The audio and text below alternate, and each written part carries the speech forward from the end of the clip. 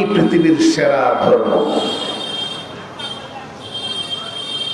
আমার সাথে আপনারা যদি একমত হন, তাহলে বর্তমান এই প্রেক্ষাপটে নিজের ঈমানি তাকাজা থেকে স্বীকারোক্তি দিবেন।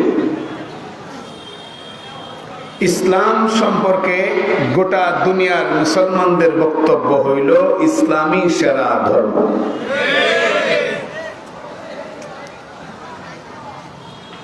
মুসলমান উল্লেখ করলাম এই কারণে, মুসলমানরা ছাড়া তো অন্যরা আমাদের ধর্মকে সেরা বলবে না।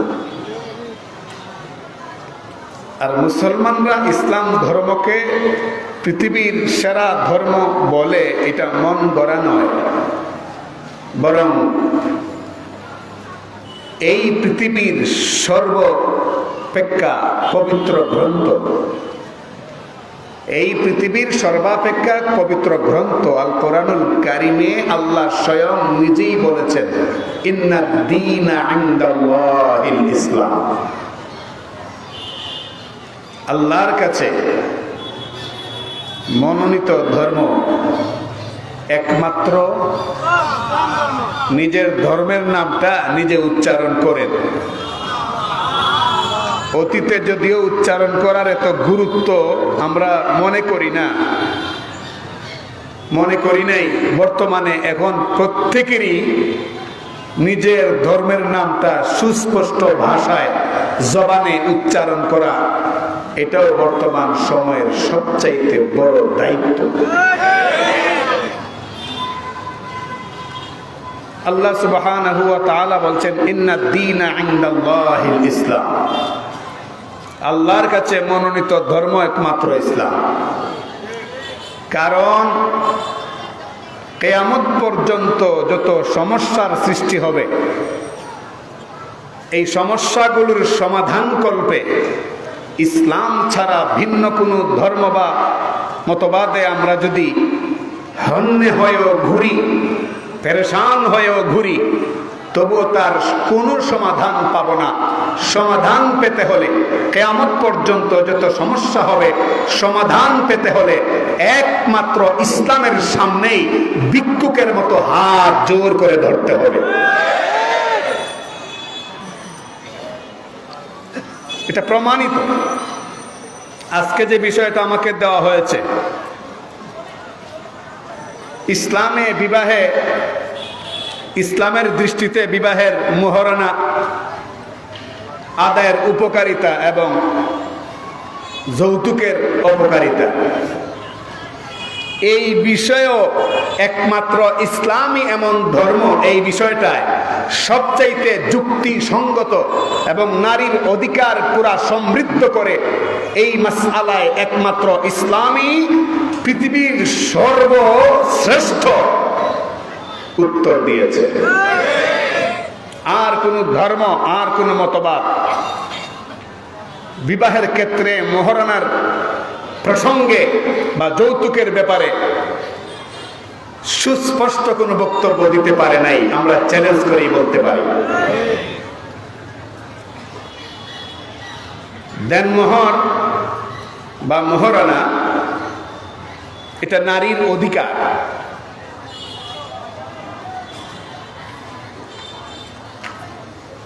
এই মোহরানা দিবে পুরুষ, গ্রহণ করবে নারী, এটা হলো মোহরানা। আর নারীর পরিবারের লোকেরা দেবে, আর ভিক্ষুকের মতো গ্রহণ করবে পুরুষ, এটার নাম যৌতুক। এটার নাম কি? যৌতুক। যে যৌতুককে বলা হয় যে মানবতার সঙ্গে কৌতুক। ইসলামে নারীর অধিকারের ক্ষেত্রে শুধু মোহরানা নয়, বরং নারীর গোটা জিন্দিগিটাকে ইসলাম পরতে পরতে তার জীবনের বাঁকে বাঁকে পরিপূর্ণভাবে অধিকার দিয়ে নারীকে সম্মানিত করেছে। আস্তে ঠিক কইলে হক আদায় হইতো না, জোরে কই তুইব, জোরে কই তুইব, গলা ফাড়াই দিব করে। মনে করি না যে ঢংডাং ফুর্তি করে বলতেছি, একদম সিরিয়াস। একদম সিরিয়াস। আমার ধর্মের কথা আমি বলবো, আমরা শুনবো। কারো রক্ত চক্ষু ভয় করে কখনো ধর্মের ব্যাপারে আপোষ করতে পারবো না। অতএব যা শুনবেন মেহেরবানি করে নিজ দায়িত্বে তার স্বীকৃতি দিবেন। পারবেন না ইনশাল্লাহ? নারী জীবনের পরিপূর্ণ অধিকার নিশ্চিত করেছে ইসলাম। এই ব্যাপারে আপনারা একমত? আর কোনো মতবাদ, আর কোনো ধর্ম নারীকে তার অধিকার পরিপূর্ণভাবে দিতে পারে নাই। ইসলামই দিয়েছে, এটা ইসলামের ক্রেডিট। অথচ আফসোস, দুঃখ লাগে, কষ্ট লাগে যে ইসলাম সবচেয়ে বেশি প্রাধান্য দিল নারীকে। নারীর অধিকারের ব্যাপারে যে ইসলাম সবচেয়ে সরগরম ভূমিকা পালন করেছে, অথচ দেখা যায় আজকে এই পৃথিবীতে ইহুদি খ্রিস্টানদের সেই সুবলে পড়ে, পাশ্চাত্যবাদীদের প্রতারণায় পড়ে কিছু নামধারী মুসলমান, এরা স্বয়ং নিজ ধর্ম ইসলামকে নারীর অধিকারের ক্ষেত্রে দোষারোপ করছে। অথচ এই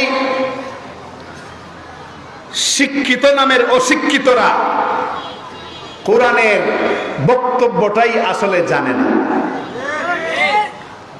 কোরআনে নারীকে কিভাবে মর্যাদা দিয়েছে বক্তব্যটাই জানে না। শুধু নারীর অধিকার নয়, এই পৃথিবীর প্রত্যেকটা মানুষের অধিকার, এই পৃথিবীর প্রত্যেকটা প্রাণীর অধিকার, এই পৃথিবীর প্রত্যেকটা বস্তুর অধিকার সুনিশ্চিতভাবে কোন রকম ত্রুটি বিচ্যুতি ছাড়া একমাত্র ইসলামই নির্ধারণ করেছে, আর কেউ পারে নাই। নারীর অধিকার ইসলাম দিয়েছে, অথচ এখন ইসলামকেই দোষারোপ করা হয়, বলা হয় ইসলাম নাকি নারীকে ঠকিয়েছে। আর আমাদের এই দেশের জন্ম নেওয়া শস্য শ্যামল সবুজ বাংলায় শাহজালাল শাহপরানের দেশে এক কুলাঙ্গার নারী জন্ম নিয়া এটার আওয়াজটাকে আরো পৃথিবী জুড়ে উচ্চকিত করেছে সেই তসলিমা নাসরিন। কিন্তু বড় আশ্চর্যের ব্যাপার যে ইসলামের বিধান, বুরকার বিধান নিয়ে, পর্দার বিধান নিয়ে বেশি মাস্তানি করেছে তসলিমা নাসরিন, অথচ দেখা গেল রাতের অন্ধকারে এই বুরকা পরিধান করে এই দেশ তাকে ছাড়তে হয়েছে। এটাই সত্য, এটাই বাস্তবতা। ইসলামের বিরুদ্ধে যেই যাক, ইসলামের বিরুদ্ধে যে দলই যাক, ইসলামের বিরুদ্ধে যে ব্যক্তি যাক, ইসলামের বিরুদ্ধে যে গোত্র বা বংশই চলে যাক, কেউ এই পৃথিবীতে টিকতে পারবে না, পারেও নাই, কেউ পর্যন্ত কেউ পারবে না। নারীর অধিকার ইসলাম নিশ্চিত করেছে। এটা বুঝবেন কেমনে? অন্যান্য মতবাদে নারীকে কোন চোখে দেখলো, ওইটা যখন বুঝতে পারবেন তখন সূর্যের মতো পরিষ্কার হয়ে যাবে ইসলাম কিভাবে নারীর অধিকার সংরক্ষণ করেছে। ইহুদি ধর্মে নারীকে বলা হয় পুরুষের প্রতারক। ইহুদি ধর্মে নারীকে বলা হয় পুরুষের প্রতারক, মানে পুরুষকে প্রতারিত করেছে নারী। এরা উদাহরণ দিয়েছে আদম আলাইহিস সালাম এবং হাওয়া আলাইহিস সালাম। আদমকে ওই নিষিদ্ধ ফল ভক্ষণে নারী হাওয়া আলাইহিস সালাম তিনি উদ্বুদ্ধ করেছেন। এজন্য ইহুদি ধর্মে নারী এতটাই এদের কাছে আপত্তিকর, ইহুদিরা 1805 ইংরেজি পর্যন্ত, ইহুদিরা 1805 ইংরেজি পর্যন্ত নারীর যে আত্মা আছে, নারীর যে একটা প্রাণ আছে, নারী যে একটা প্রাণী, নারী যে সম্মান পাওয়ার মতো একটা যোগ্য একটা ব্যক্তি, নারী যে একটা প্রাণী, জীবন্ত প্রাণী, 1905 ইংরেজি পর্যন্ত এরা স্বীকারই করে নাই। বরং এদের বড় বড় গোত্রপতিরা পরিষ্কার ভাষায় তারা ঘোষণা করেছে নারীর দেহে কোনো আত্মা নাই, এটা পুরুষের জন্য প্রতারক, এটা পুরুষ সমাজের জন্য একটা মহা বিপদ এই নারী জাতি। এইভাবে নাউজুবিল্লাহ একজন দুইজন কইলো, বাকিরা কি শুনতে মজা পাইছেন? উঁচু আওয়াজে বলেন নাউজুবিল্লাহ। এই গেল ইহুদি ধর্মে নারীর প্রতি তাদের কি নজরানা। সামান্য বললাম, কারণ পুরাটা বললে এই বিষয়ে চলে যাবে গোটা সময়।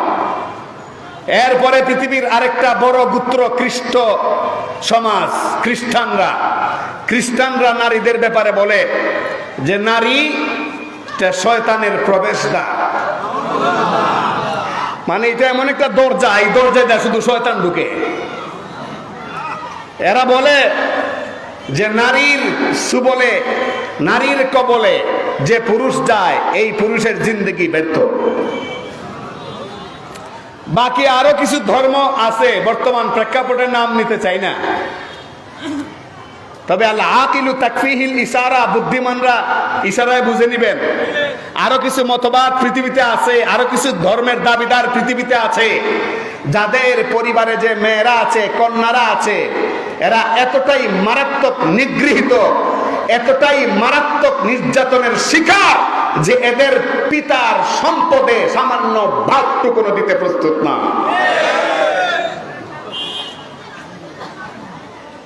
আরব সমাজে, প্রাচীন আরবে ছিল নারীর আরো মারাত্মক অবস্থা। শুনলে আশ্চর্য হবেন, প্রাচীন আরবে নারীর প্রতি যে কি বৈষম্য ছিল, পৃথিবীর ইতিহাসে লোমহর্ষক ঘটনা। নারী জন্ম নেওয়াটা ছিল আরবের উসুল অনুযায়ী মহাপাপ।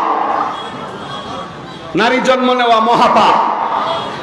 নারী জন্ম নিলে 5 থেকে 6 বছরের মাথায় অবশ্যই তাকে জীবন্ত কবর দিতে হবে। যে পরিবার বা গোত্র এই নারী বা কন্যা সন্তানকে 5 বছর বয়সে সমাধিস্থ না করবে, জীবন্ত কবর না দেবে, এরা সমাজের ছুত। এরা, আমরা কই না হবিগঞ্জে পাশের ভাই, এরা পঞ্চায়েতের ভাই। নাউজুবিল্লাহ। আল্লাহ, কি মারাত্মক অবস্থা ছিল। মনে করা হতো যে নারীর জন্ম নেওয়া, দুটি বিষয়ে তারা ভয় পাইতো। নারী জন্ম নিলে খাওয়াবো কি, 1 নাম্বার। 2 নাম্বার, নারী জন্ম নিলে এই নারী বড় হবে, তখন দেখা যাবে আমার চাইতে বংশের মর্যাদায় যারা নিচু ছোট, এরাও আমার মেয়েকে, আমার বোনকে এসে বিয়ের প্রস্তাব দেবে, এটা আমার জন্য সম্মানের হানি। অতএব নারী বাঁচিয়ে রাখা যাবে না। নাউজুবিল্লাহ, চিৎকার করে এখন। মানে বিবাহের প্রস্তাব দিবে, এই জন্য তার বংশের মর্যাদা কমে যাবে। স্ট্যাটাস, ভাবমর্যাদা, সম্মান কামনা করতে গিয়ে নারীকে অবহেলা করে। সাহাবায়ে কেরাম রাদিয়াল্লাহু আনহুম আজমাইন রাসূল পাক সাল্লাল্লাহু আলাইহি ওয়াসাল্লামের সামনে যখন যেতেন, নারীদের বয়ান শুনতেন, চোখ বেয়ে বেয়ে তাদের পানি পড়তো, পানি। নবী পাক সাল্লাল্লাহু আলাইহি ওয়াসাল্লাম বললেন, তোমরা কাঁদো কেন? সাহাবায়ে কেরাম বললেন, ইয়া রাসূলুল্লাহ, আপনি ইসলাম নিয়ে আসার আগে এই নারী জাতির কি মারাত্মক কলঙ্ক ছিল। এই নারী জাতির উপরে পৃথিবীবাসী কি না নির্যাতনটা করেছে, অথচ আপনার জবান থেকে আমরা শুনি আল জান্নাতু তাহতা আকদামিল উম্মাহাত, মায়ের পদতলে সন্তানের বেহেশত, মানে নারীর পায়ের তলে পুরুষের বেহেশত আপনার জবান থেকে শুনি। অথচ এই আরবে আপনার সামনে এই মুহূর্তে যারা বসে আছেন, এদের মধ্যে 2-4 জন এমন আছেন যারা নিজ হাতে নিজের কন্যা সন্তানকে জীবন্ত সমাধিস্থ করেছেন। নবী পাক সাল্লাল্লাহু আলাইহি ওয়াসাল্লাম বললেন, তোমাদের মধ্যে কি কেউ এমন আছে?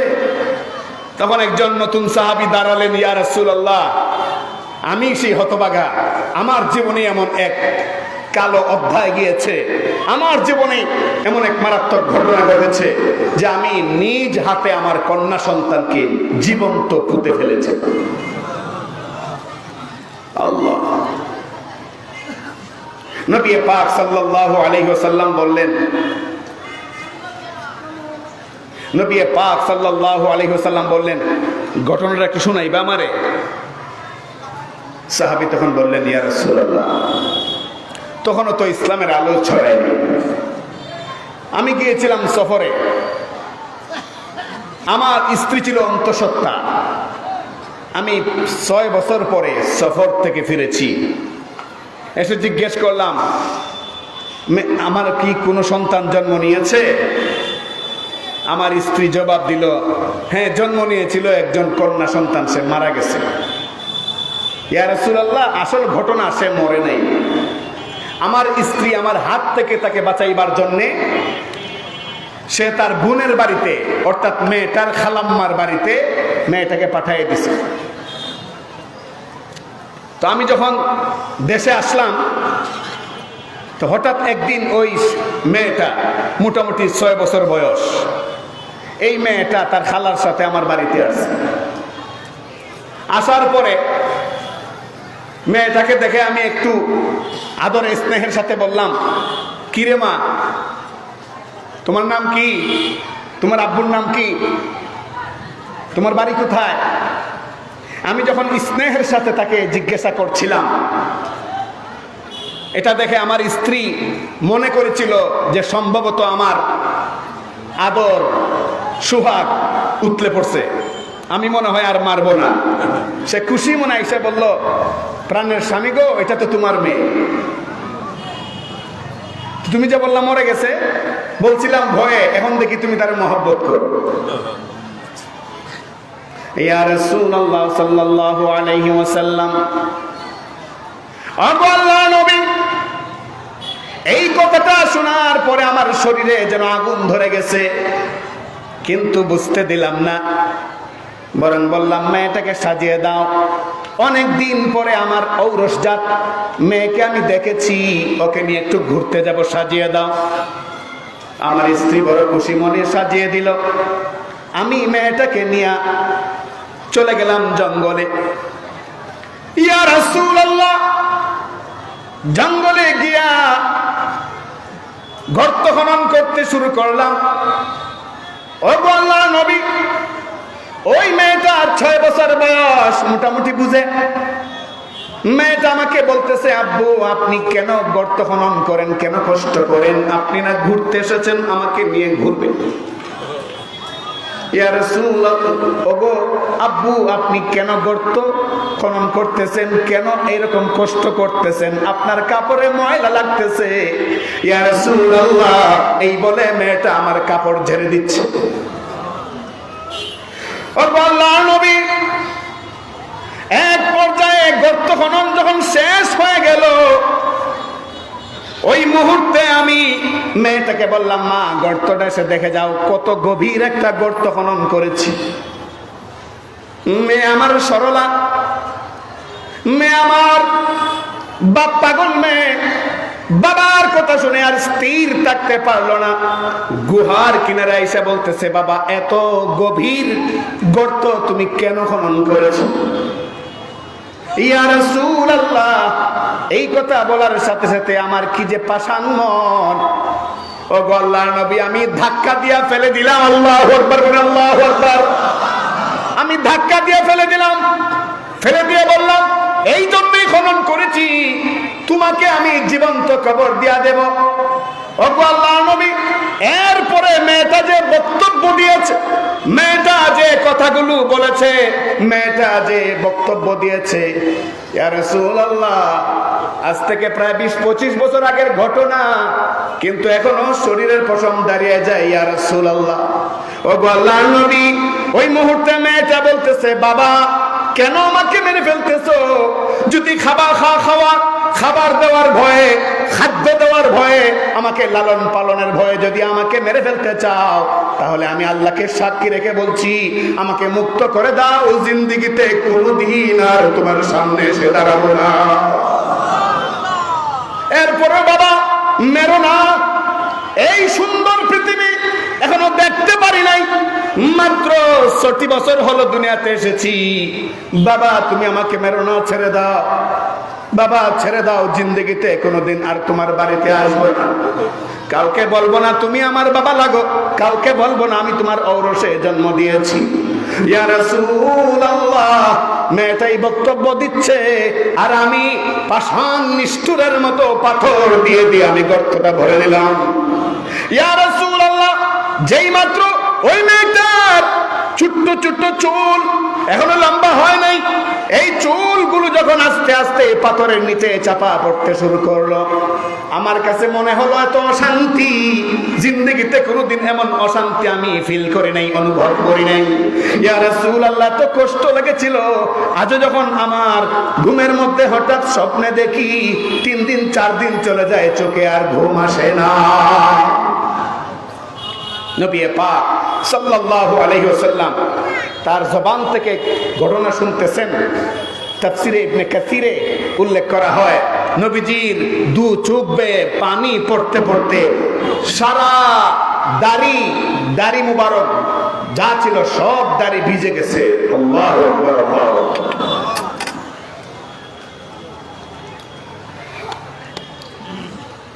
এই ছিল নারীর প্রতি সেই প্রাচীন আরবে নির্যাতন।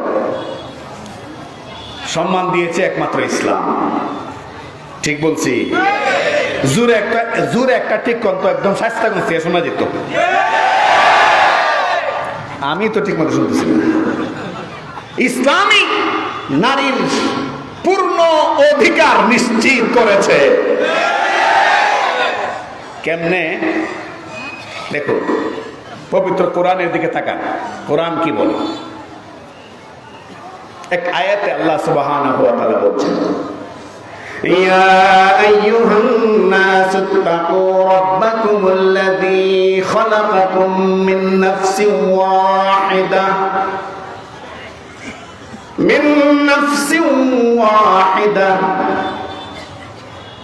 আল্লাহ সুবহানাহু ওয়া তাআলা বলেন, হে মানব সকল, ভয় করো সেই রবকে, যেই রব তোমাদেরকে সৃষ্টি করেছেন একটা জীবন্ত সত্তা থেকে। সেই জীবন্ত সত্তা সাইয়্যিদুনা আদম আলাইহিস সালাম, এবং তার থেকে সৃষ্টি করেছেন তার সঙ্গিনীকে। সুবহানাল্লাহ। এরপরে এরা উভয় থেকে হাজারো লাখো কোটি মানুষ সৃষ্টি করে আল্লাহ জমিনে ছড়িয়ে দিয়েছে। নারীর কথা আসেনি? নারীর কথা আসেনি? সুবহান। ইয়া আইয়ুহান নাস ইত্তাকু রাব্বাকুমুল্লাযী খালাকাকুম মিন নাফসিন ওয়াহিদাতিন ওয়া খালাকা মিনহা যাওজাহা وبث منهما رجالا كثيرا ونساء واتقوا الله الذي تساءلون به والأرحام إن الله كان عليكم رقيبا।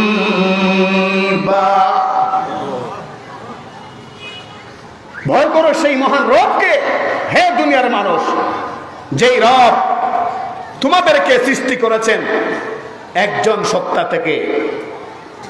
ওয়া খালাকা মিনহা যাওজাহা, আর তার থেকে সৃষ্টি করেছেন তার ওয়াইফকে।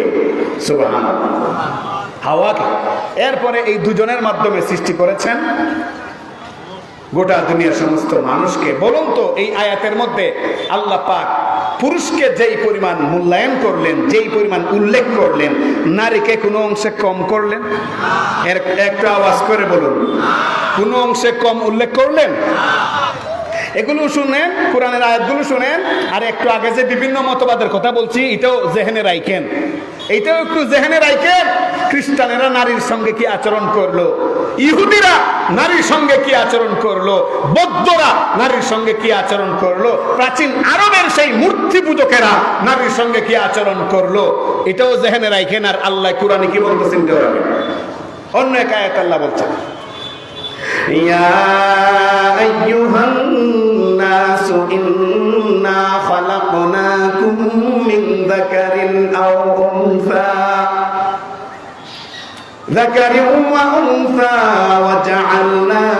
وجعلناكم شعوبا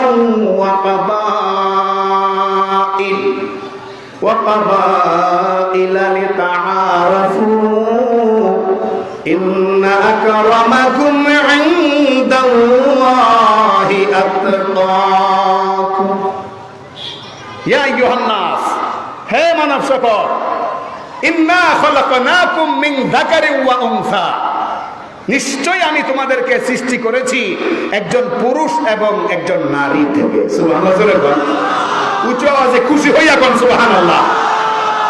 নারীর সাথে সাথেই পুরুষের সাথে সাথে নারীর কথা আসছেনি। মিন যাকারিন ওয়া উনসা, উনসা মানে নারী। ওয়া জাআলনাকুম শুউবান ওয়া কাবাইলা লিতাআরাফু, এরপরে আমি বিভিন্ন গোত্র এবং বংশে তোমাদেরকে পাঠিয়েছি লিতাআরাফু, পারস্পরিক পরিচয়ের জন্য, যেন একজন আরেকজনকে চিনতে পারো। অমুক চৌধুরী বংশের, অমুক খান বংশের, অমুক তালুকদার বংশের, এরকম বংশগোত্র সৃষ্টি করে দিয়েছি। এগুলো গর্ব করার জন্য নয়, অহংকার করার জন্য নয়, পরিচিতি লাভ করার জন্য। আর শোনো, আল্লাহর কাছে সবচাইতে প্রিয় ওই ব্যক্তি তাকওয়া আর পরহেজগারিতে যার মুখটা ভরা। নারীর কথা আসেনি? ইসলামের ধর্মগ্রন্থ কোরআনে নারীর কথা আসেনি? অতএব যেই সমস্ত বদমাইশগুলি ইসলামকে বিরুদ্ধাচরণ করছে, ইসলামের কোরআনের বিরুদ্ধাচরণ করছে, মুসলমানদের বিরুদ্ধাচরণ করছে, শরীয়তের বিরুদ্ধাচরণ করছে, এদেরকে পরিষ্কার ভাষায় জানিয়ে দিতে চাই, চ্যালেঞ্জ করলাম, নারীর পক্ষে তোমাদের যে কোনো মতবাদের ধর্মগ্রন্থই হোক, ব্যক্তির লেখাই হোক, এইরকম চমৎকার কিছু কথা যদি পারো আমাদের সামনে হাজির করো। পারবে? জোরে বলেন, পারবে? পারবে। পবিত্র কোরআনের আরেক আয়াতে আল্লাহ পাক রব্বুল আলামিন আরো চমৎকার কথা বলতেছেন। নারীকে জড়াইয়া, নারীকে সম্পৃক্ত করে এমন কথা বলছেন, শুনলে আপনারা আশ্চর্য হয়ে যাবেন। বলতাম নি? শুনতে রাজি আছেন? দেখি কে কে রাজি না? ইয়া আল্লাহ, আলহামদুলিল্লাহ বলেন। আল্লাহ সবাইকে কবুল করুন। অন্য আয়াতে আল্লাহ সুবহানাহু ওয়া তাআলা আরো চমৎকার কথা বলছেন। নারীর কথাই শুধু বলেন নাই, নারীরে পুরুষের সাথে একদম মিশাইয়া দিছেন। নারীকে পুরুষের সাথে একদম মিশাইয়া দিছেন। আর বলছেন, একটা সুস্থ সুন্দর সমাজ গঠনে পুরুষের একার পক্ষে ভূমিকা রেখে দাঁড়ানো সম্ভব নয়, নারী সঙ্গী থাকতেই হবে। আওয়াজ আসতে দিয়েন না, প্রত্যেকেরই মা আছে, প্রত্যেকেরই বোন আছে, প্রত্যেকের স্ত্রী আছে। অতএব আমাদের জীবনে নারী ওতপ্রোতভাবে সম্পৃক্ত। আসতে বললে কিন্তু এটা না হক হবে। জোরে বল, ঠিক কিনা? অন্য এক আয়াত আল্লাহ বলতেছেন, হুন্না লিবাসুল লাকুম ওয়া আনতুম লিবাসুল লাহুম, হুন্না লিবাসুল লাকুম ওয়া আনতুম লিবাসুল লাহুম। খুব চমৎকার কথা, মনোযোগ দিয়ে শুনেন। এটা তো তাফসির মাহফিল। চুনারঘাট এই তাফসির কমিটিকে ধন্যবাদ দিতে হয়। তারা এই তাফসির মাহফিলে যাদেরকে বক্তব্য দেওয়ার জন্যে এখানে নির্ধারণ করেন, আলহামদুলিল্লাহ, তারা দেশের স্বীকৃত মুফাসসির। কোনো আলতু ফালতু লোক আজ পর্যন্ত আমার দেখা মতে এই মঞ্চে, এই স্টেজে উঠতে পারে নাই। কিন্তু দুঃখ লাগে মাঝে মধ্যে যখন দেখি কিছু লোক গলাবাজ, পুঁজিটা মাত্র গলাই পুঁজি, ফুরাইলা কুনসিগা বললে পেশাব করে দিবে, শুধু গলাটাই পুঁজি। অথচ এদেরকে কিছু অজানা উৎসাহী কিছু পাবলিক এদেরকে কদর করতে করতে, সম্মান করতে করতে 26 বছর ধরে যে বেচারা বুখারি পড়ায়, তার উপরে না নাউজুবিল্লাহ, জোরে কোন। এটাও কিয়ামতের লক্ষণ। এটাও কি রাগ করেনি তো আবার? তো এটা তাফসির মাহফিল, তাফসিরে হাইসিয়তে কথা বলতে হবে, তাহলে ফায়দা হবে, নূরে আলোকিত হবে গোটা মাহফিল। আর তাফসিরের হাইসিয়ত বাদ দিয়া এখানে কোনো গলাবাজি করলে যে করবে তারও ক্ষতি, যারা শুনবে তারও ক্ষতি। এই আয়াতে আল্লাহ পাক রব্বুল আলামিন বলতেছেন, হুন্না লিবাসুল লাকুম ওয়া আনতুম লিবাসুল লাহুম, হুন্না লিবাসুল লাকুম। রে দুনিয়ার মানুষ, নারীকে আমি কতটা প্রাধান্য দিয়েছি, নারীর সম্মান কতটা বৃদ্ধি করতে চাই, নারীকে অধিকার কতটা বুঝাই দিতে চাই। শোনো, আমি আল্লাহ বলছি, হুন্না লিবাসুল লাকুম, এই নারীরা তোমরা যারা পুরুষ, তোমাদের পোশাক। সবাই মনে বুঝেন নাই? সবাই বুঝলে তো সুবহানাল্লাহ আরো বললেও মুড হইতো আছে। আল্লাহ বলতেছেন, নারীরা তোমরা যারা পুরুষ, তোমাদের পোশাক, ড্রেস, তোমাদের ড্রেস, পোশাক। শুধু তাই নয়, এবং নারীরাও তোমাদের পোশাক। রে দুনিয়ার মানুষ, ভালো করে শোনো, তোমরা নারীর জন্য পোশাক, আর নারীরাও তোমাদের জন্য পোশাক। আচ্ছা বলুন তো, একটা মানুষের তার দেহের সবচেয়ে কাছে থাকে কোন জিনিসটা? আল্লাহ যেভাবে নীরব হয়েছেন বোঝা যায় সবাই খালি গায়ে আছেন। একটা মানুষের দেহের সবচেয়ে কাছে কোন জিনিসটা থাকে? এই পোশাকটা মানুষ কেন পরে? ফুটানি, ফুটানির জন্য, ফ্যাশন না। এই পোশাকটা মানুষ পরিধান করে দেহের ত্রুটি বিচ্যুতি যা আছে দেখে বলে, কোন জায়গায় পশম কম, কোন জায়গায় বেশি, কোন জায়গায় খালি, কোন জায়গায় সাদা, কোন জায়গায় ছোটবেলায় ফক্স ছিল দাগ, এই সবগুলো ঢাইকা রাখার জন্য মানুষ পোশাক পরিধান করে। আরেকটা কারণ হইল পোশাক পরিধানে, মানুষ পোশাক পরিধান করে নিজেকে সৌন্দর্য মণ্ডিত করে অন্য মানুষের সামনে পেশ করার জন্য। ঠিক কিনা? ঠিক। আল্লাহ বলতেছেন, হে নারী আর হে পুরুষ, শোনো, তোমরা দুজনকে পোশাকের মতো বানাইছি, একজন আরেকজনের দুষ্ত্রুটি, পোশাক যেরকম দেহের দুষ্ত্রুটি ঢাইকা রাখে, এইভাবে তোমরা তোমাদের দুষ্ত্রুটি ঢাইকা রাখো। সুবহানাল্লাহ কইবেন না? জোরে সুবহানাল্লাহ কইবেন কেমনে? কারণ সমাজে অসংখ্য নথি মামলা এরকম আছে, কোর্টে জজের সামনে শত লোকের সামনে দাঁড়ায় নারী বলতেছে, আমার স্বামী একটা লুচ্চা, আমার স্বামী একটা নির্যাতনকারী, আমার স্বামী এই, আমার স্বামী সেই, মানে কাপড়ের তলের খবর সব প্রকাশিত করে। তো তা সুবহানাল্লাহ আস্তে কোয়া দরকার। হ্যাঁ ঠিক আছে, তাসির হইছে।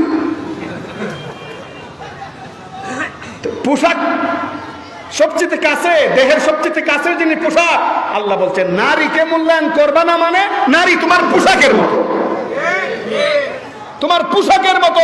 পোশাক ছাড়া যেমন একটা ঘন্টাও তুমি চিন্তা করতে পারো না, ঠিক এভাবেই জীবনের এই বিশাল সময়ে একটা সেকেন্ড নারী ছাড়া তুমি অচল। এত জোর গলায় ঘোষণা দিয়েছে ইসলাম, আর কোন বাপের পোলা এই দুনিয়াতে নারীর পক্ষে কথা বলতে পারে নাই। যেভাবে কথা বলছেন বিশ্ব মানবতার মুক্তির দূত মুহাম্মদুর রাসূলুল্লাহ সাল্লাল্লাহু আলাইহি ওয়াসাল্লাম যেইভাবে ঘোষণা দিয়েছে আল কুরআন, এই রকম ঘোষণা নারীর পক্ষে এই দুনিয়াতে কোন সমাজপতি, কোন দলপতি, কোন লিডার, কোন ব্যক্তি, কোন নেতা, কোন নেত্রী আজ পর্যন্ত এমন ঘোষণা দিতে পারে নাই। দিয়েছে ইসলাম। কে দিয়েছে? ইসলাম। আর একটা আয়াত তেলাওয়াত করি। অন্য এক আয়াতে আল্লাহ পাক রব্বুল আলামিন ইবাদত বন্দেগীর ক্ষেত্রেও পুরুষের সমান নারীকে উল্লেখ করেছে। সুবহানাল্লাহ কইবেন না? মান আমিলা সালিহান মিন যাকারিন আও উনসা ওয়া হুয়া মুমিন فَلَنُحْيِيَنَّهُ حَيَاةً طَيِّبَةً وَلَنَجْزِيَنَّهُمْ أَجْرَهُمْ بِأَحْسَنِ مَا كَانُوا يَعْمَلُونَ। এই আয়াতে আল্লাহ পাক বলেন, যারা নেক আমল করবে, মান আমিলা সালিহান, সালিহা, যারা নেক আমল করবে, হোক পুরুষ অথবা নারী, সুবহানাল্লাহ, ওয়া হুয়া মুমিন। আল্লাহ পাক রব্বুল আলামিন বলেন, ঈমানদার অবস্থায় যে নারী এবং পুরুষ নেক আমল করবে, ফালানুহইয়ান্নাহু হায়াতান তাইয়্যিবা, তাদের জন্য দুইটা পুরস্কার। প্রথম পুরস্কার, তাদেরকে আমি পবিত্র জীবন দান করব। শুধু পুরুষের কথা বলছেন না, নারীও আছে? এটা কি নারী 30% আর পুরুষ 70%, না 50-50? 50-50। 2 নম্বর পুরস্কার, ওয়ালা নাজজিয়ান্নাহুম আজরাহুম বিআহসানি মা কানু ইয়ামালুন। 2 নম্বর পুরস্কার হলো তারা যে সমস্ত নেক আমল করবে প্রত্যেকটার প্রতিদান আমি আল্লাহ দেব। পুরুষকে যেমন দেব, নারীকেও তেমন দেব। এই গেল পবিত্র কোরআনে নারীর যে বক্তব্য এসেছে, কোরআনের দৃষ্টিভঙ্গি, ইসলামের দৃষ্টিভঙ্গি নারীর ব্যাপারে। নবী পাক সাল্লাল্লাহু আলাইহি ওয়াসাল্লামের ছোট্ট একটা হাদিসও এই ক্ষেত্রে আমি আপনাদের সামনে তিলাওয়াত করি, বলি, তাহলে আরো সহজ হবে। নবী পাক সাল্লাল্লাহু আলাইহি ওয়াসাল্লাম পরিষ্কার ভাষায় বলেছেন, তোমাদের যাদের 3টি কন্যা সন্তান হবে এবং তাদেরকে ইলমে দ্বীন শিক্ষা দিয়া সুপাত্রে পাত্রস্থ করবে, ভালো নেককার পুরুষ স্বামীর কাছে বসায়া দেবে। রাসূল করিম সাল্লাল্লাহু আলাইহি ওয়াসাল্লাম হাত উঁচু করে এরকম 2টা আঙ্গুলি এক জায়গায় করে ইশারা করলেন, ওই 3 সন্তানের জনক আর আমি মুহাম্মদ সাল্লাল্লাহু আলাইহি ওয়াসাল্লাম জান্নাতে এরকম পাশাপাশি থাকবো। এই আওয়াজে না, বিপ্লবী আওয়াজে সুবহানাল্লাহ। এইরকম পাশাপাশি জান্নাতে থাকবো। আছে কি দুনিয়াতে এমন কোন লিডার বলবে? আছে কি অতীতের ইতিহাসে এমন কি কেউ প্রমাণ করতে পারছে? কত বৈজ্ঞানিকের নাম শুনি, কত ইঞ্জিনিয়ারের নাম শুনি, কত গুত্রপতির নাম শুনি, দলপতির নাম শুনি, কেউ আজ পর্যন্ত নারীর ব্যাপারে এটা বলতে পারে নাই। বরং ওরা যা করেছে সেটা হলো নারীকে উলঙ্গ করে ভোগ্য পণ্য বানিয়ে ব্যবসার তালিকায় ঢুকাইয়া দিছে। এরা নারীকে আজকে বাজারের পণ্য হিসেবে উপস্থাপন করছে। আজকে দেখা যায় এরা যখন সিনেমা বানায়, আজকে দেখা যায় ওরা যখন থিয়েটার বানায়, নাটক বানায়, ওরা যখন কোনো টেলিফিল্ম তৈরি করে, তখন দেখা যায় এরা বেশিরভাগ ক্ষেত্রে পুরুষের তুলনায় নারীর পোশাক যখন নির্বাচন করে, পুরুষ যেটা এটার সরাসরি দেখা থাকে, আর যেটা নারী দেখা যায় উল্লেখ করার মতো না, অল্প বস্ত্র, সামান্য স্বল্প বস্ত্র, স্বল্প পোশাকে নারীকে অর্ধউলঙ্গ করে উপস্থাপন করে আর পুরুষটারে পুরো প্যাকেট করে। এটাই হলো নারী জাতির সাথে মারাত্মক গাদ্দারি, নারী জাতির সম্মানের সাথে মারাত্মক বেঈমানি। একমাত্র আলেম ওলামারাই নারীদের পক্ষে বলে, এই দুনিয়াতে আর কেউ নারীদের পক্ষে কথা বলে না। অথচ গালি দেয় কারে? আলেম ওলামারে। কারে গালি দেয়? আলেম ওলামা। বিরক্ত লাগতেছে আপনাদের? বছরের শুরুর দিকে প্রোগ্রাম তো ব্যালেন্স ঠিক রাখা যায় না। গলা চালুইতে একটা দা যদি আপনি ঘরে রেখে দেন, 1 বছর পরে যদি গরু জবাই করতে চান, তো এটা তো আগে দাঁড় দিতে হয়। আমরা এখন আস্তে আস্তে দাঁড় দিতেছি। করোনায় তো আরো 1.5-2 বছর ধরে মনের মতো সার্ভিস দেওয়া যায় নাই বিভিন্ন কারণে। এই জন্য গলার ব্যালেন্সটা একটু মাঝে মধ্যে ব্যতিক্রম হয়। রাগ করবে না তো ইনশাল্লাহ? আলোচনাটা খুব গুরুত্বপূর্ণ, শোনেন। এবার মোহর, যেটা আমাদের মূল সাবজেক্ট, এটা বোঝা দরকার। নারীর যতগুলো অধিকার আছে সবগুলো অধিকারের মধ্যে মোহর একটা জাতীয় মানের অধিকার। এটা নারীর অধিকার, একমাত্র নারীর অধিকার। এই মোহরের মধ্যে অন্য কারো কোনো ভাগ নাই। মোহর কারে কয়? মোহর বলা হয় নারীর বিবাহের সময় যে স্বামী হবে তার পক্ষ থেকে যে উপঢৌকন দেওয়া হয়, তার পক্ষ থেকে যে হাদিয়াটা দেওয়া হয়, নারীর সম্মানী হিসাবে, নারীর সম্মানী হিসাবে। নারীর দাম না, এটা কি না? নারীর মূল্য নয়, এটা নারীর সম্মানী। তার পূর্ণ সম্মান বজায় রাখার জন্যে যেই জিনিসটা দেওয়া হয় এটাকে বলা হয় মোহর। এটাকে কি বলা হয়? মোহর। মোহর দেননি আপনারা? দেননি? কত?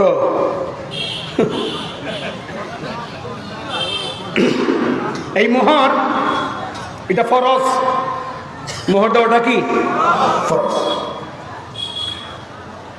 এই মোহরের সর্বনিম্ন পরিমাণটা শরীয়তে উল্লেখ আছে, সর্বোচ্চ পরিমাণটা শরীয়তে উল্লেখ, সর্বনিম্নটা উল্লেখ আছে। হানাফি মাযহাবে মত অনুযায়ী সর্বনিম্ন মোহর 10 দিরহাম। সর্বনিম্ন মোহর কি 10 দিরহাম। 10 দিরহাম মানে 2 তোলা 7.5 মাসা রূপা। 2 তোলা 7.5 মাসা,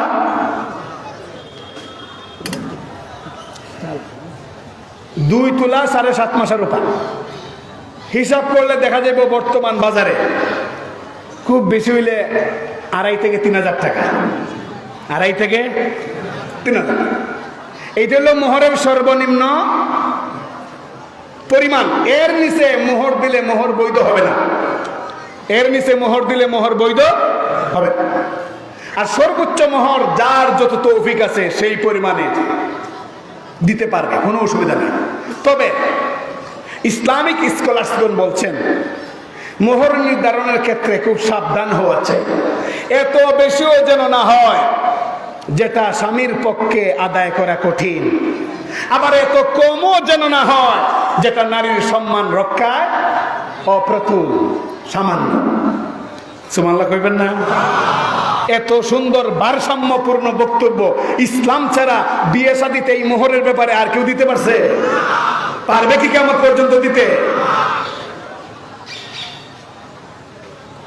আমাদের সমাজে একটা মোহরের ব্যাপারে একটা পরিমাণ উল্লেখ আছে, বা প্রায় পরিবারে এটা মানে অনুসরণ করা হয়। মোহরে ফাতেমি আছে না?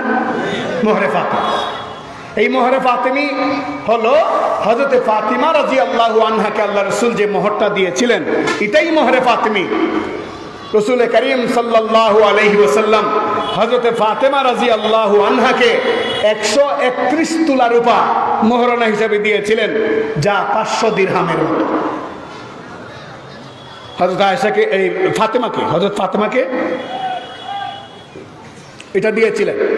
আমাদের সমাজে এটা নিয়ে একটা ভুল ব্যাখ্যাও আছে। অনেকে মনে করে এটা দেওয়াই ফরজ, কমও দেওয়া যাবে না, বেশিও দেওয়া যাবে না। না, এটা ঠিক নয়। আপনি চাইলে আরো বেশি দিতে পারবেন, কোনো অসুবিধা নাই। চাইলে এর কমও দিতে পারবেন, 10 দিরহামের আগ পর্যন্ত যে কোনো সংখ্যা দিতে পারবেন। মোহরে ফাতেমি দেওয়া লাগবে, না দিলে মোহর হবে না, এমন বিশ্বাস রাখা জায়েজ নাই।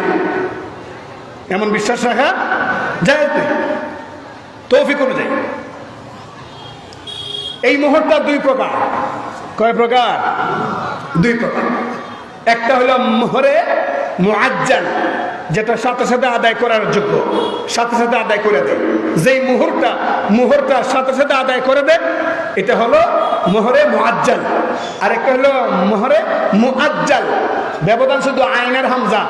মোহরে মুআজ্জাল এটা হলো যেটা মেয়াদি মোহর, দিবার সময় দেয় কিছু, আর মানে উল্লেখ থাকতে হবে অমুক বছরে বা অমুক এত তারিখে বা অমুক মাসে বা অমুক বছরে বাকিটা দেওয়া হবে। কিন্তু আমাদের সমাজে বিবাহের যে কাবিননামার মধ্যে আর ওই মোহরে মুআজ্জালেই প্রায় সব বিবাহই হয়, কিন্তু পরবর্তী দেওয়ার তারিখ আর উল্লেখ করা থাকে না। ঠিক কিনা বলেন? বরং আরে হয় এটাকে দেওয়া লাগেনি বেটা। হ্যাঁ, মোহর যেটা আমরা কাবিননামা কই, কাবিননামার মোহর এক কথাই। কাবিননামার মোহর কি? এক কথাই। যেটা সরকারি কাগজে কাজীর মাধ্যমে লেখা হয় এটা কাবিননামা, আর আসলি শরীয়তের যে বিধান এটা হলো মোহর। ঘুরে ফিরে একটাই। এখন এই আয়াতের মধ্যে আমরা মোটামুটি 6টা শিক্ষা লাভ করতে পারি। এই যে আয়াতটা, ওয়া আতুন নিসা সাদকাতিহিন্না নিহলা فإن طبن لكم عن شيء منه نفسا فكلوه هنيئا مريئا। এই আয়াতে আমরা 6টা জিনিস তাই মুফাসসিরিনে কেরাম উল্লেখ করেছেন, তাফসীরে ইবনে কাসিরে বিশেষ করে, যে এখানে 6টা শিক্ষা আমরা এই আয়াত থেকে লাভ করতে পারি। আল্লাহ পাক আয়াতে বলছেন, তরজমাটা আগে শুনেন, ওয়া আতুন নিসাআ সাদকাতিহিন্না নিহলা, তোমরা তোমাদের নারীদেরকে মোহর দিয়ে দাও খুশি মনে। বেজার হইয়া না খুশি মনে? আল্লাহ কোনো আওয়াজ দেন না, না জানে বিয়ে শাদীতে কি হইতেছে এলাকায়, আল্লাহ জানে। খুশি মনে তোমাদের নারীদের মোহর দিয়ে দাও। فَإِن طِبْنَ لَكُمْ عَنْ شَيْءٍ مِّنْهُ نَفْسًا, আর যদি নারীরা তাদের মোহর থেকে তোমাদেরকে কিছু অংশ দিয়া দেয়, তাহলে স্বাচ্ছন্দ্যে ভোগ করতে পারো। এটা শুনে আল্লাহ বললেন না, নারীরা যদি এদের মোহরের কোনো একটা অংশ তোমার ফেরত দেয়, রিটার্ন করে বলে যে না এটা রেখে দাও, আল্লাহ বলেন এটা তুমি স্বাচ্ছন্দ্যে ভোগ করতে পারো। এখন সুবহানাল্লাহ, এখন তো লাভ। সুবহানাল্লাহ। প্রথম কথা হলো এই আয়াতের প্রথম শিক্ষা যে আল্লাহ পাক রব্বুল আলামিন বিবাহের ক্ষেত্রে মোহরকে ফরজ করেছেন। এটা আল্লাহর একটা ফরজ বিধান। এটা কি ফরজ বিধান? নামাজ যেমন ফরজ, 5 লাখ টাকা খরচ করে হজ করা যেমন ফরজ, এই মোহর দেওয়াটাও কি ফরজ। 2 নাম্বার, এই মোহরটা একমাত্র যেই নারীর বিয়ে ওই নারীর প্রাপ্য। এটা তার বাবারও সম্পদ নয়, তার ভাইয়েরও সম্পদ নয়, তার কোনো বোন বা কোনো মহিলা আত্মীয় এটার মালিক নয়। একমাত্র যার বিয়ে হবে সেই হলো এই মোহরের টাকার মালিক, অন্য কেউ না। অন্য যদি কেউ নেয় তাহলে নারী নির্যাতন হবে। এইরকম বহু নির্যাতনকারী বাবা আছেন অনেক সংসারে, যারা মেয়ের কাবিনের টাকা নিয়ে গরু কিনা, গরু পাইলা, এরপরে গরু 8-10টা বানাইয়া বিক্রি করে দিব্যি বড় লোকি চলাফেরা করতেছেন, অথচ টাকাটা ছিল মেয়ের মোহরের খবরই নাই। আরো জোর এখন ঠিক কিনা? 3 নাম্বার শিক্ষা, এই আয়াতের 3 নাম্বার শিক্ষা যে এই মোহরটা খুশি মনে দিতে হবে। কোন মনে? একটা আওয়াজ করে কইেন, কোন মনে? কোনো চাপাচাপি করে নয়, চাপাচাপি করে দিলে হবে না, চাপাচাপি করে নয়, খুশি মনে এই মোহরটা নারীকে দিতে হবে। আচ্ছা, খুশি মনে যখন কেউ দেয় তখন কি 19,19,1919 টাকা এরকম সংখ্যা কি নির্ধারণ করা সম্ভব? 19,19,1919 টাকা হুদা 19 টাকা তো দেয় না, বলুন ঠিক কিনা? ধৈর্য ধরে বসেন, মজার কথা শুনতে পারবেন সামনে। আয়াতের 3 নাম্বার শিক্ষা যে এই মোহরটা পুরুষ নারীকে দিবে বেজার হইয়া, চাপে পইরা না খুশি করে।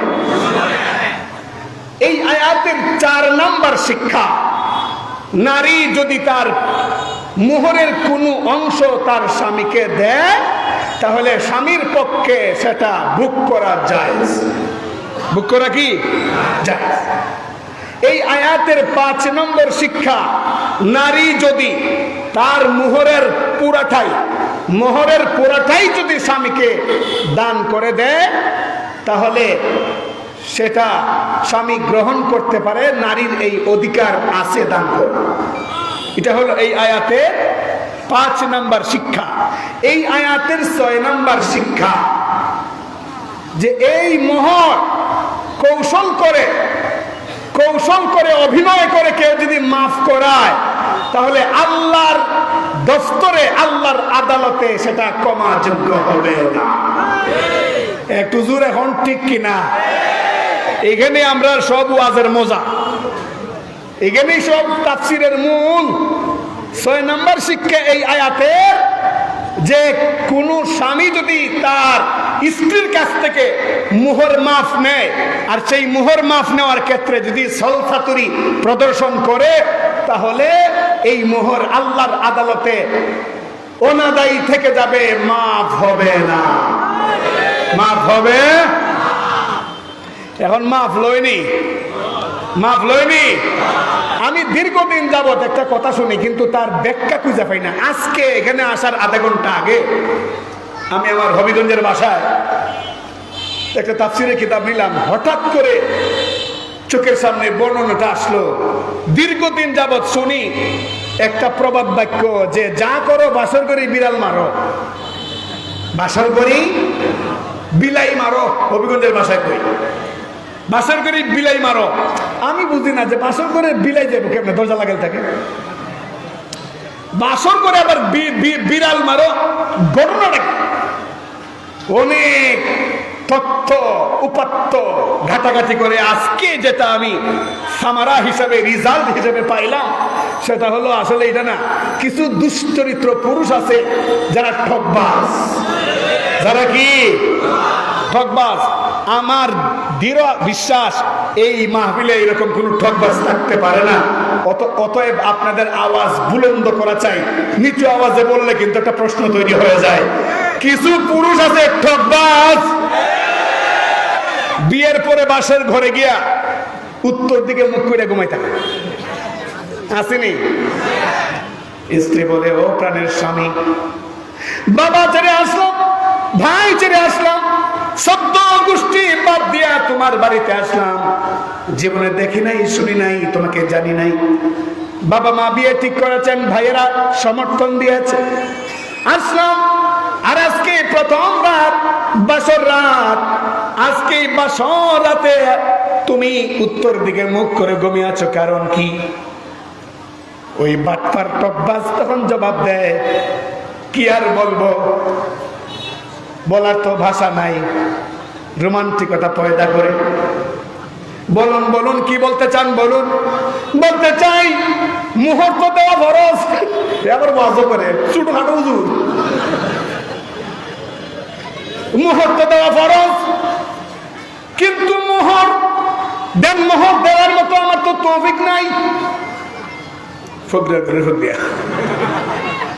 দেনমোহর দেওয়ার মতো আমার তো তৌফিক নাই। এখন তুমি যদি দেনমোহর মাফ না করো, তাহলে আমি তোমাকে ছুব না। এটাকেই বলে বাসর ঘরে বিড়াল মারা। আমি নাম দিয়েছি বিড়াল মারা নয়, বাসর ঘরে মানবতাকে হত্যা করা। বাসর ঘরে মানবতাকে স্পষ্ট ভাবে হত্যা করা হয়। তোমার তো শুইব না, কারণ মোহর দিতে পারুন না। এখন কোন বাপ, ভাই, বোন, আত্মীয় স্বজন, 18টা বছর মেয়েটা যে এলাকায় ছিল, যে ঘরে ছিল, যে সমাজে ছিল, এই সব সমাজ বাদ দিয়া আইসাকে আজকে এই মোহরের কারণে বেডারে উত্তর দিকে রাখবো? তখন মনে মনে কয়, ফকরিয়ার ঘরের ফকরিয়া, বাটফারের ঘরে বাটফার, তোর সদ্য গোষ্ঠী বাটফার। মোহর দিতে পারবে না তো বিয়ের পিড়িতে বসলে কেন? মোহর দিতে পারবে না বিয়ে করলে কেন? কিন্তু জবান দিয়া করবে আর কি? বাসর ঘরের মতো এমন পবিত্র রাত, ওই রাতে তো আর পারে না ঝগড়াঝাটি করতে। কয় যাও, মাফ করে দিলাম, মাফ করে দিলাম। এই মগায় আবার কয় খুশি মনে মাফ করছুনি। বাটফারের ঘরের বাটফার। এই ব্যাপারে অলিপুরি হুজুর একটা চমৎকার যুক্তি দেয়। হুজুরের এই বয়ানটা আমি আজ থেকে 9 বছর আগে শুনছি, এর ভিতরে আর শোনার সুযোগ হয় নাই, মনে আছে। হুজুরে এই বাসর করে যারা বিড়াল মারে, এদেরকে হাওরের ডাকাতের চাইতে ভয়ঙ্কর উপাধি দিয়েছে। আরো জোরে কোন, আরো চিৎকার করে গলা ফাটাই এখন। এরা হাওরের ডাকাতের চাইতে আরো মারাত্মক। এক বেটা গরু বিক্রি করিয়া, 4-5টা গরু বিক্রি করিয়া ঈদের মৌসুমে বাড়িতে যাইতেছে টাকা লইয়া। ডাকাতরা আগে থেকেই ফলো করছে যে বিক্রি করে আইলে এর টাকাটা রাখতেইব। হাওরের মাঝখানে দিছে বের, এই টাকা যা আছে সব দিয়া দেয়, না হইলে কিন্তু ঢুকাই দিব চুরি। না না না, চুরি ঢুকাইও না, আমার জীবনের বড় মায়া আছে, টাকা যা আছে সব লইয়া যাও। সব দিয়া দিছে। সব দিয়া দেওয়ার পরে গেছি গা 10-15 কদম সামনে যাওয়ার পরে আইসা ওই ডাকাতরা ডাক দিতেছে, এই মেয়ে দিগাও। তখন ওই লোক কয় ভাই যা ছিল সবই তো দেওয়া দিছি, এখন লুঙ্গি ছাড়া কিছু নাই, এখন তো কিছু দিতে পারবো না। কয় না কিছু দেওয়া লাগবো না, এদিকে আও। তাইছে কয় তুই যে আমরা এতটি টাকা দিয়া দিলে প্রায় 2 লাখ টাকা, 4টা গরুর দাম, খুশি মনে দিছস নিয়ে তোর দাবি লইয়া মরতাম না। চিন্তা করেন এ কত বড় বার্তা। এখন ওই লোকটাই মনে মনে কয় যদি আজকে আমার বাড়ির সামনে তোর ভাইটাম আর আমার ভাই বেড়া তোর থাকতো তাহলে বুঝাইতাম তোর বাটপাড়ির কত ধরন। মুখে মুখে কয় না না আমি দাবি ছেড়ে দিছি। অলিপুরি হুজুর উদাহরণ দিয়া বলেন ওইটা হলো হাওরের ডাকাত আর এইটা হলো বাসরের ডাকাত। হাওরের ডাকাত বরং বাসরের ডাকাতের চাইতে একটু ভদ্র আছে। বাসরের ডাকাত হাওরের ডাকাতের চাইতে আরো ভয়ঙ্কর। আরো জোরে হন ঠিক কিনা?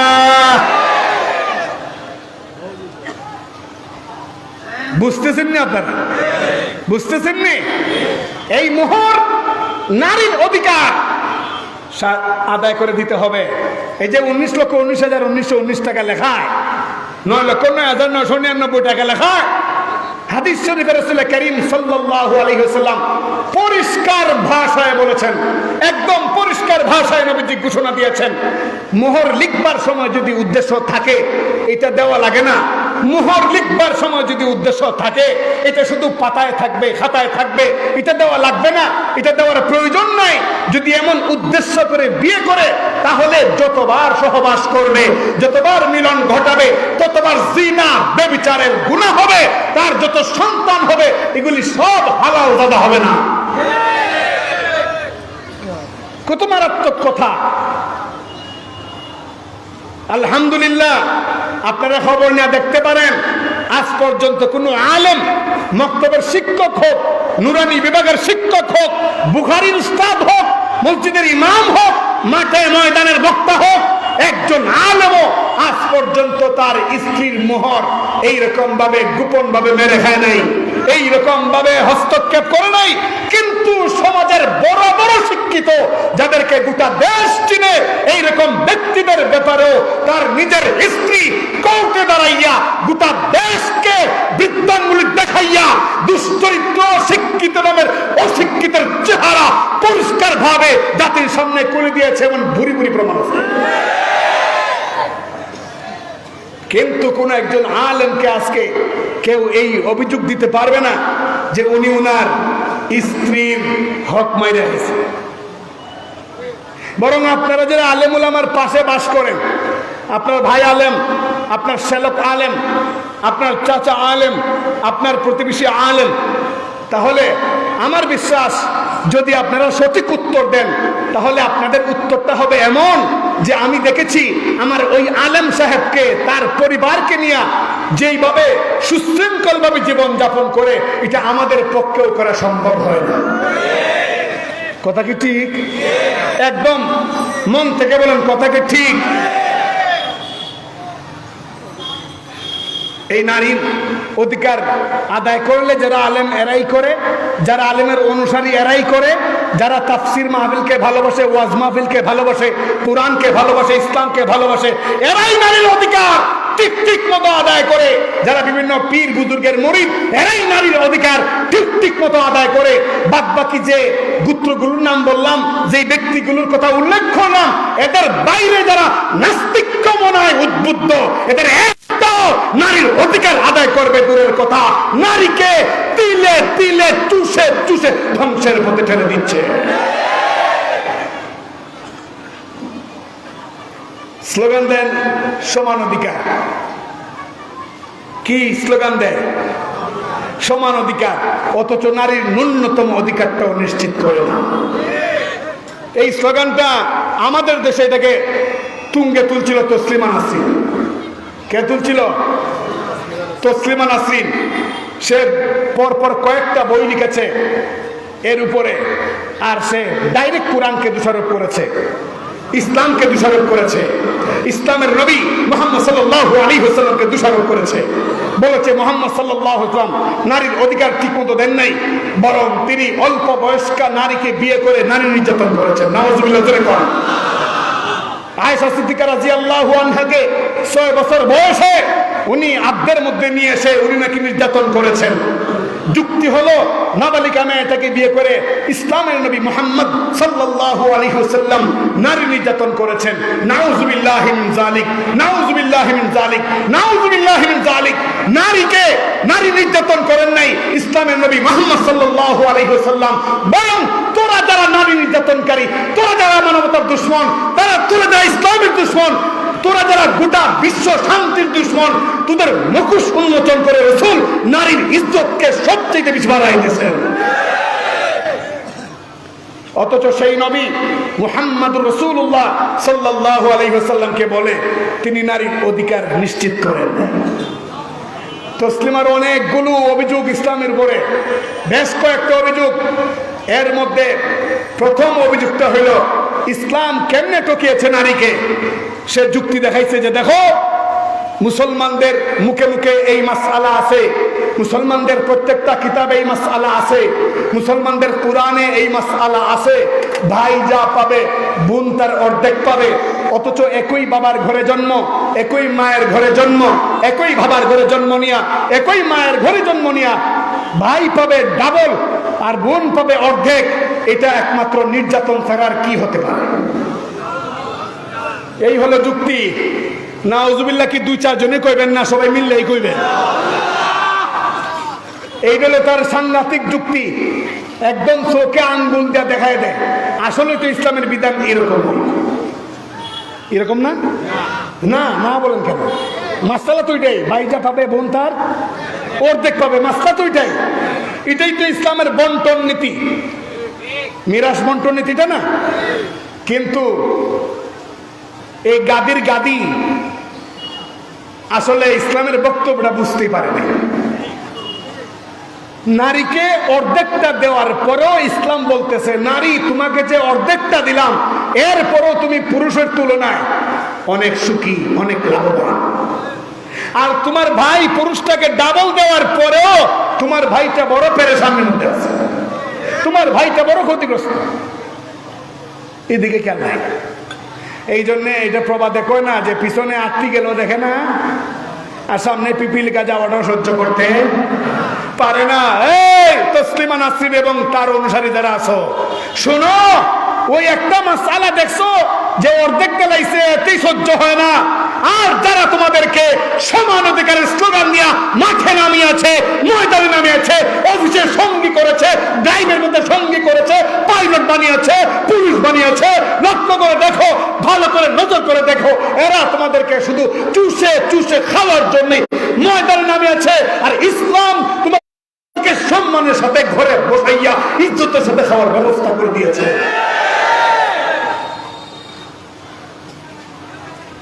বোন অর্ধেক, ভাই ডাবল।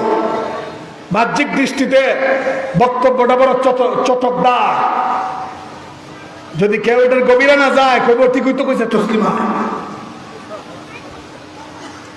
অর্ধেক পাইয়াও বোন সফল, ডাবল পাইয়াও ভাই পেরেশান। কেমনে একটু শুনুন, ধৈর্য আসেনি শোনার? না রাগ করতেছেন আপনারা? বোন পাইল এক বাবার 2 সন্তান, একটা ছেলে একটা মেয়ে, আর ওনার সম্পদ হইল 3টা ক্ষেত। কয়টা ক্ষেত? 3টা। এখন ইসলামের বিধান অনুযায়ী বোন পাবে একটা ক্ষেত, আর ভাইয়া পাইবে কয়টা? জোরে কর না। নাকি আপনারা বোনেরটা দেন না নাকি? বোন পাইব একটা, ভাই পাইব। এখন শুনেন, একটা পাইয়াও, অর্ধেক পাইয়াও নারী কেমনে সফল, আর ডাবল পাইয়াও পুরুষ কেমনে ক্ষতিগ্রস্ত বা লস প্রজেক্টে। একটু শুনেন। মহিলা মানে কন্যা সন্তান, নারী, তার জীবন কাটানোর ইতিহাসটা একটু ইসলামের আলোকে শুনেন, তখনই পরিষ্কার হবে। ইসলামের দৃষ্টিতে একজন কন্যা সন্তান বিবাহের আগ পর্যন্ত তার টোটাল দায়িত্ব তার বাবার উপরে। কার উপরে? এখানে তো মোটামুটি যদি পার্সেন্টেজ দেই 3 ভাগের 2 ভাগই আপনারা বাবা, ঠিক না? তা আপনাদের মনে কি এমন দুঃখ? এত জোরে কর না, এত দুঃখ কে? বিয়ের আগ পর্যন্ত এই মেয়ের লালন পালন সব কার উপরে? বিয়ের পরে স্বামী মারা গেলে ছেলের উপরে, ঠিক না? মরণ পর্যন্ত। হ্যাঁ, আর যদি ছেলেও না থাকে, রাষ্ট্র যদি ইসলামী রাষ্ট্র হয় তাহলে রাষ্ট্রের উপরে। কার উপরে? তো রাষ্ট্রের উপর। কোন তো কে যে একটা পাইছিল কোন কামে লাগছে? ওই নারী অসুস্থ হয়েছে, চিকিৎসা করাবে তার বাবা, না হয় তার স্বামী, না হয় তার ছেলে, না হয় রাষ্ট্র, ঠিক কিনা?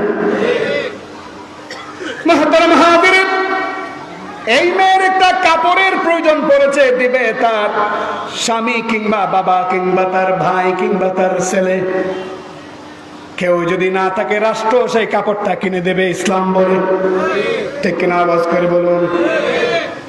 মুহতারাম হাজিরিন, মরণ পর্যন্ত এই স্ত্রীর ওই একটা ক্ষেত যে পাইছিল বাবার মিরাস, বিক্রি করে কাজে লাগাতে হবে এমন কোন পরিস্থিতির মধ্যে পড়ে নাই। আওয়াজ করে বলুন ঠিক না? মুহতারাম হাজিরিন, আর এইদিকে মোহরের টাকা, সেটাও তার, সেটাও কার? তার। এটা একমাত্র তার সম্পদ। এইদিকে মোহরের টাকা আর ওইদিকে ক্ষেত। আবার ভাই যায় তো দিয়ে আসে 5,000 2,000। এইদিকে অন্যান্য আত্মীয় স্বজন আসে, সেটাও দেওয়া যায় 500 100। বছর শেষে মোটামুটি 10-12-15,000 টাকা হাদিয়া জমা হয়। এই সবগুলো নারী মরণ পর্যন্ত, অথচ দায়িত্ব হলো জনে জনে বহুজনের।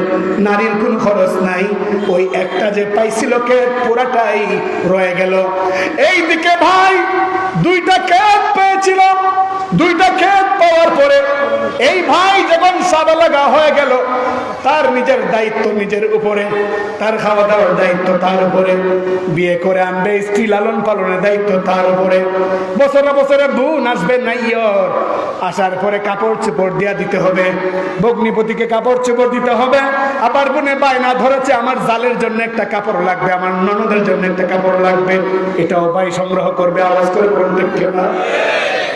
বোন অসুস্থ হয়েছে, সিজার হবে, স্বামী গরিব, টাকা চেয়েছে 10,000, এটাও ভাইকেই দিতে হয়। ভাগনা ভর্তি হবে স্কুলে, কলেজে, মাদ্রাসায়, ভগ্নিপতি গরিব, ভাগনার পিছনেও দিতে হয়, ভাগ্নির পিছনেও দিতে হয়। ক্ষেত পাইছিল মাত্র কয়টা? আরো জোরে বলেন কয়টা? 2টা পাইয়া দেখা যায় মরণ পর্যন্ত বোনের নৈতিক দায়িত্ব ভাইয়ের কাঁধে থেকে যায়। এদিকে 2 ক্ষেত কবে যে বিক্রি করছে খবরই নাই। টাকা নাই, পয়সা নাই, টমটম চালায়, ভ্যান গাড়ি চালায়, চুনারুঘাট বাজারে ছোট্ট একটা ব্যবসা করে। অথচ 3-4-5টা বোন বছরে ঈদের মৌসুমে 2টা ঈদের সময় আসে, সবার জবানে হাসি ফুটাইয়া দেওয়ার চেষ্টা করে। বলুন ঠিক কিনা? ফুফু আসে, মামি আসে, চাচি আসে, বিভিন্ন রকম আত্মীয় স্বজন আসে, সবার সেই চাহিদা, মনের ভিউ যেন তার দিকে থাকে, এজন্য সে আপ্রাণ চেষ্টা করে। ক্ষেত পাইছিল মাত্র কয়টা? আওয়াজ করে বলুন কয়টা? 2টা ক্ষেত পাইছিল, ওগুলো তো অনেক আগেই শেষ, বরং হাজার হাজার টাকা আসে, ঋণী হয়ে যায় সংসার চালাইতে। আর নারী পাইছিল মাত্র একটা ক্ষেত, কিন্তু একটা ক্ষেতের 1 টাকা না করিও তার নিজের জীবন চালাইতে কখনো কাজে লাগে নাই। আল্লাহ পাক এত সুন্দর করে তার দায়িত্ব বন্টন করে রেখেছে। উঁচা আওয়াজে সুবহানাল্লাহ, সুবহানাল্লাহ। আল্লাহ সুবহানাহু ওয়া তাআলা এইভাবে বন্টন করে দায়িত্ব রেখেছেন যে এই নারীর নিজের কোনো চিন্তা করাই লাগে না। মুহতারাম হাজিরিন, যেই সমস্ত ব্যক্তিবর্গ নারীর প্রতি ইসলামের নির্যাতন গল্প সাজায় আর বলে যে ইসলাম নারীকে মূল্যায়ন করে নাই, মর্যাদা দেয় নাই, এদের আরেকটা অভিযোগ। এই অভিযোগ হলো নারীকে বন্দিশালায় রাখা হয়। নাউজুবিল্লাহ বলেন। বন্দিশালায় নারীকে রাখা হয়, ওই যে পর্দার বিধান, এটাকে মস্কারি করে বলে বন্দিশালা। নাউজুবিল্লাহ।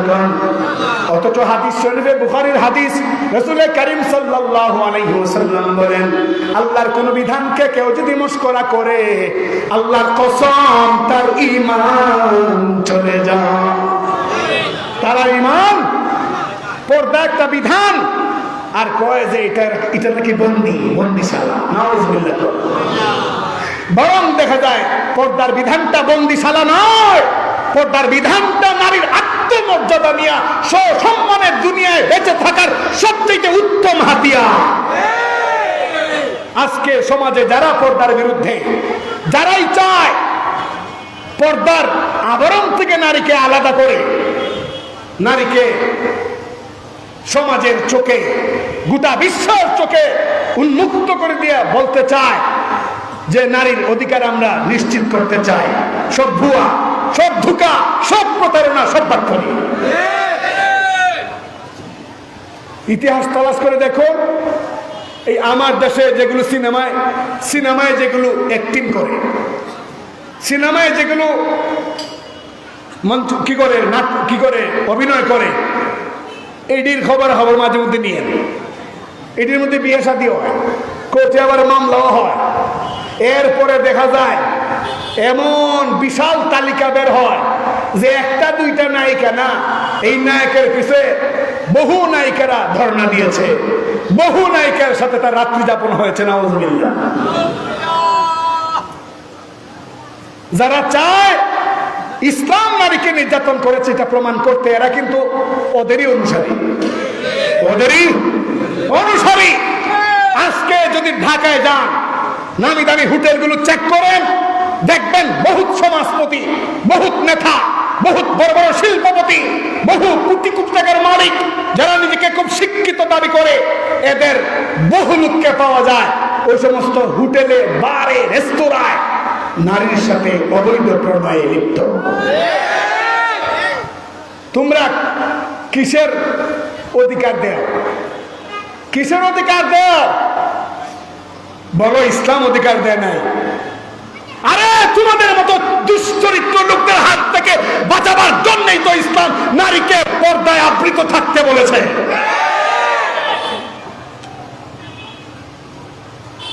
আসল কি জানে? আসল হইল ওরা নিজেরাই নারীর অধিকার হরণ করতে চায়। এই জন্যই তারা ইসলামের উপর দুশ্চাপা। কারণ ইসলাম তো ভালো কথা বলে, ইসলাম তো নারীকে সম্মান দিতে চায়। এখন উল্টা ইসলামের উপরে অভিযোগ দিলে মানুষ আর ইসলামের কাছে যাবে না, ফাঁকিদারও মজা লুটতে পারবে। আল্লাহর কসম করে বলছি, এই দুনিয়াতে একজন কোরআনের আলেম, একজন কোরআনের ছাত্র যতদিন পর্যন্ত বেঁচে থাকবে, আল্লাহর কসম, আল্লাহর কসম, আল্লাহর কসম, তোমাদের মতো দুশ্চরিত্র লোকদের মুখোশ উন্মোচন করবেই করবে।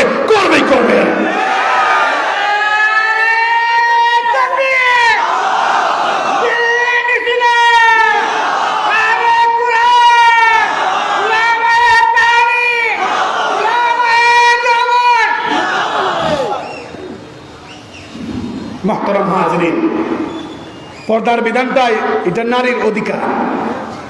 পর্দার বিধানটা কি নারী? আমরা গবেষণা করে দেখেছি, বর্তমান বিজ্ঞানের সাথে আমরা মিলিয়ে দেখেছি, পর্দার বিধানে কোনো অবৈজ্ঞানিক ধাপ নাই। পর্দার বিধানে বিন্দু মাত্র কোনো অবনতির কোনো সুযোগ নাই। বরং পর্দার বিধানটা আল্লাহ পাকের এমন একটা পরীক্ষিত বিধান, মানবে ফল পাবে, মানবে ফল হবে, মানবে ফল পাবে, মানবে না তো কোর্ট পর্যন্ত দাঁড়াইতে হবে। কয়েক বছর আগে বিল ক্লিন্টনের নাম শুনেন নাই? আমেরিকার সাবেক প্রেসিডেন্ট বিল ক্লিন্টন, সেই হোয়াইট হাউসের এক জারুদার মহিলার সাথে তার অবৈধ প্রণয় হয়েছিল, ধরাও পড়েছে, বিশ্বব্যাপী এটা আলোচনায় এসেছে। এরপরেও তার কোনো বিচার হয় নাই। কেন বিচার হয় নাই? বিচার হয় নাই এই জন্যে, কারণ সে যাদের নেতৃত্ব দিয়েছে এদের অধিকাংশই বদমাইশ। অতএব বদমাইশের সমাজে বদমাইশের বিচার হওয়া এটা তো কল্পনাতীত, ঠিক কিনা? মুহতারাম হাজিরিন, তো এখানে ইসলাম এই পর্দার বিধানের মাধ্যমেও নারীর অধিকার নিশ্চিত করেছে। মোহরের মাধ্যমে যেমন অধিকার নিশ্চিত করেছে, পর্দার মাধ্যমে অধিকার নিশ্চিত। পর্দার বিধানটা কি আল্লাহ এমনি এমনি দিছেন?